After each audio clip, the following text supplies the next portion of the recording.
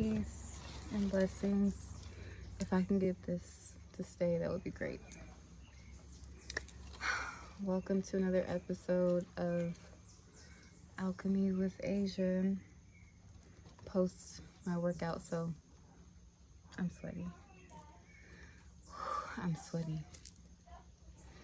So, I wanted to talk about being a spiritual pick-me-sha, but I'm not so sure if that is what my soul is calling for talking about right now. I really want to talk about the intricacies in this moment. I want to talk about the intricacies of self-undoing and how it's so much of a challenge when you are in a manifestation of yours, like when you're firstly in a manifestation of yours, in a multitude of manifestations. This is also going to be a part of my Saturn return lessons, one of the lessons. So just be prepared for a whole mix of those videos. But yeah, it's layered. It's a layered experience to be in your manifestation and also be having to do work that is self-undoing. And I want to speak on it from an astrological standpoint because I love to do that. To be able to give you guys like a pinpoint of this energy if you may experience it yourself. And even if not, then you could just learn from an astrologer standpoint. So I've been doing, I'm always really digging into my chart. Not every day because I'm not a psychomaniac, but I do love to study myself and to study astrology, right?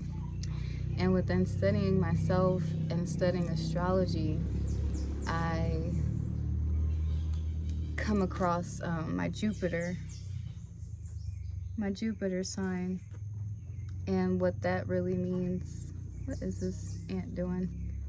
I hope he's not coming for smoke. I don't know. Okay, no, he's not. He's minding his business. Or she.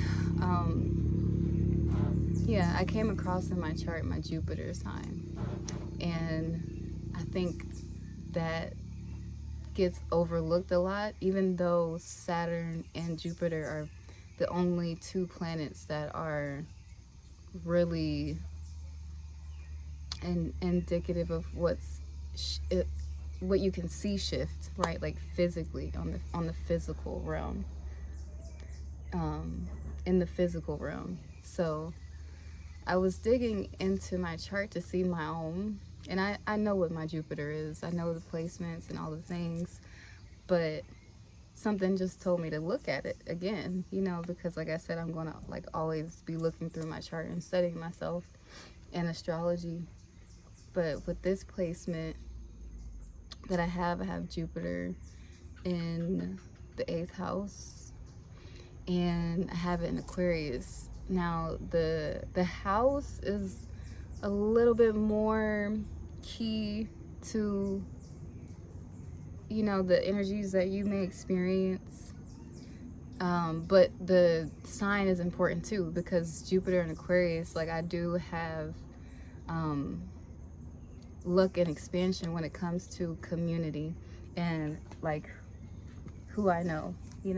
I've built up a network over the years to know many different people from all different types of walks of life, and that's like an example of Jupiter in Aquarius as a native, right? But with me having Jupiter in the 8th house in particular, the 8th house is shared resources, it's the occult, it's where magic happens, where witchy things happen, like seeing spirits and all the things, right? And a lot of these different wait, is this hot? This phone is kind of hot. A lot of these different,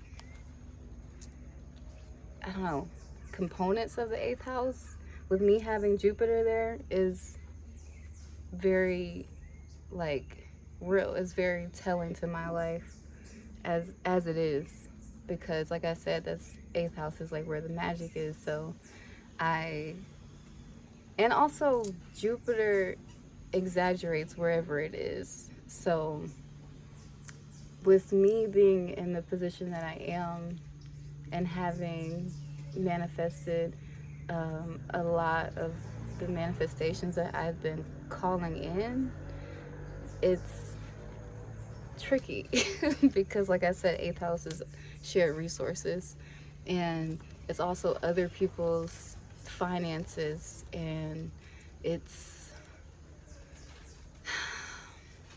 just a lot of enmeshment, but it's also magical too. So having this placement is like the abundance can come through exaggerated moments of loss as well. The 8th house also shows where you may deal with loss. So as Jupiter exaggerates where it is, it's like traumatic events can happen, or just big, seemingly catastrophic events, especially emotionally. So to be able to to be able to come into fruition of a manifestation, which sounds intense, and it is, because it's the 8th house and it's also Jupiter there. So I am always led to look more into like certain placements as I'm living my life. And like I said, I knew that I had that placement, but it just makes so much sense to me in this time in my life, because I feel like collectively and individually, I'm sure some of us, maybe not all, but depending on what your placements are, and if you even have like mutables like I do, you might be at times like searching for answers, to see like, okay, what's going on, because why does it have to be like this, basically. And also on top of that, going through a Saturn return, it's a lot of physical shifts occurring for myself because of the Jupiter going direct, and it's also in my first house, and then also Saturn retrograde, Saturn return as well. So it's a lot. Hold on.